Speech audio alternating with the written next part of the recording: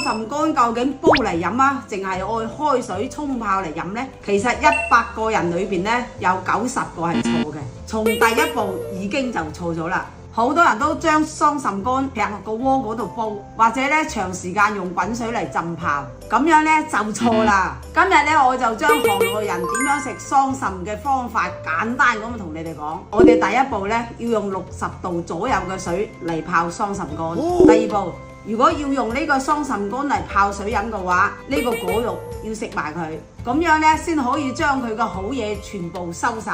第三，飲呢個茶呢，一定要識得點樣搭配。俗話講得好，桑葚搭配識得煲，老花眼鏡冇用途。